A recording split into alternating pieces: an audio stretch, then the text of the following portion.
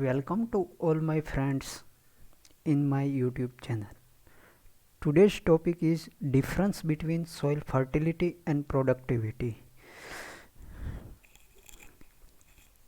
First we see what is soil productivity. Soil productivity is ability of soil to produce a particular crop or sequence of crop under specified management system. For example, the crop producing capacity of the soil. जो soil की capacity होती है crop production करने के लिए उसे बोलते हैं सोइल प्रोडक्टिविटी। और सोइल प्रोडक्टिविटी मेज़र होती है केजी पर हेक्टर और आरएस पर हेक्टर।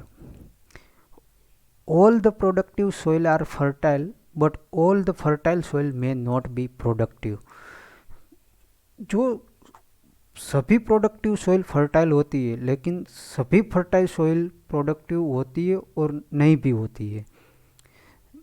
कैसे नहीं होती है वो हम समझ देखते हैं आगे।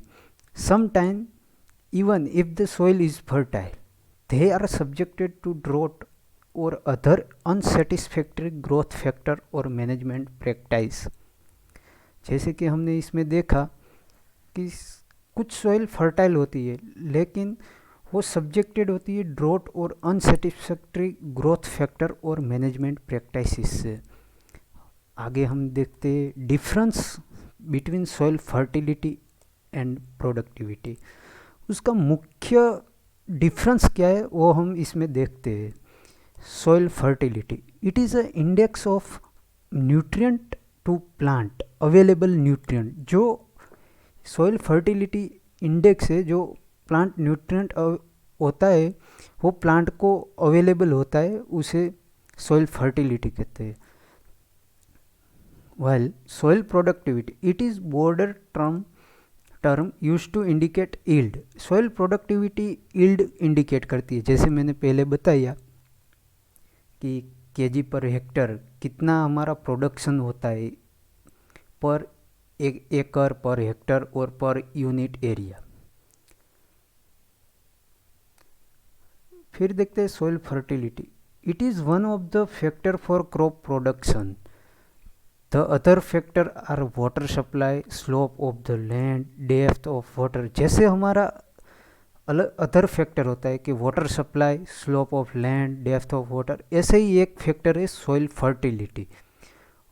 और इस सब का इंट्रैक्शन होता है all factor that determine the magnitude of yield. Soil productivity सारे फैक्टर का इंट्रैक्शन का रिजल्ट है जिसे हमें यील्ड मिलता है। Soil fertility it can be analysed in laboratory. हम सॉइल फर्टिलिटी लेबोरेटरी में एनालाइज कर सकते हैं लेकिन सॉइल प्रोडक्टिविटी नहीं कर सकते। It can be assessed in the field under particular climate condition. हमें देखना है कि सपोज मेज क्रॉप है वो एरिड एरिया में कितना प्रोडक्शन देता है, उसकी प्रोडक्टिविटी एरिड क्लाइमेट में कितनी है वो हम फील्ड पर ही एसेस कर सकते हैं। Soil fertility it is potential status of the soil to produce crop. Potential status main thing है, ये इम्पोर्टेंट है। पोटेंशियल ऑफ सॉइल ये इंडिकेट करता है सॉइल फर्टिलिटी कि कितना प्रोडक्शन दे सकता है, कितना होता है वो नहीं, मैक्सिमम कहाँ तक एक क्रॉप प्रोड्यूस हो सकता है ये सॉइल फर्टिलिटी में दिया जाता है। और सॉइल प्रोडक्टिविटी जैसे मैंने आगे बताया कि ये इंट्रैक्शन है सब फैक्टर का, ऐसे ही it is the resultant of various factor influencing soil management. ये जो resultant of various factor influencing करते हैं सॉइल मैनेजमेंट पर उसकी बात हो रही है। अब हम देखते हैं history of development of soil fertility. उसमें पहला साइंटिस्ट था फ्रांसिस बेकन। इन 1591 टू 1624 की टाइम में ये किया गया था। Francis Bacon suggested that the principal nourishment of plant was water. Principal nourishment होता है जो plant का वो water है। The main purpose of soil was to keep plant erect and to protect from heat and cold. ये इसने principal दिया था। सेकंड है वान Helmont was reported the water was sole nutrient of plant। ये तो सब आप जानते होंगे। नेक्स्ट आते Robert Boyle scientist. England scientist Robert Boyle England scientist है।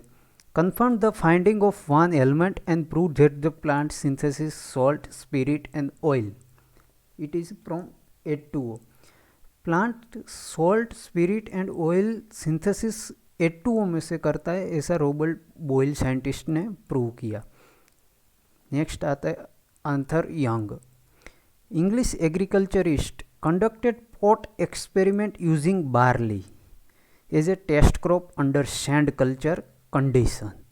He added charcoal, train oil, poultry dung, spirit of wine, oyster shell and numerous other material, and he conducted that the sum of the material were produced higher plant growth.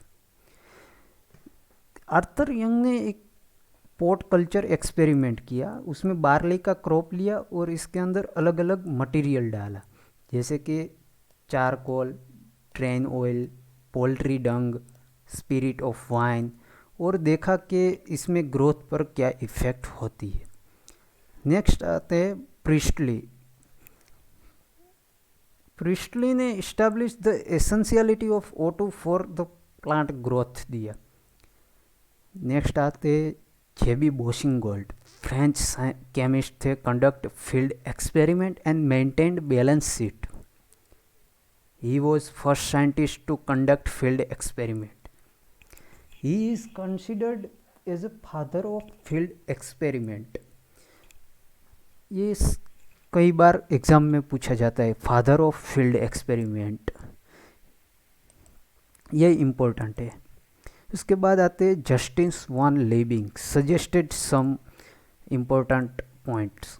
Most of the carbon in plant comes from the CO2 of the atmosphere.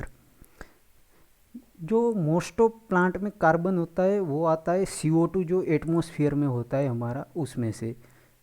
Hydrogen and oxygen comes from H2O। जो हमारा most of hydrogen और oxygen है वो water में से plant को मिलता है। Alkaline metal are needed for neutralization of acid formed by plant as a result of their metabolic activity.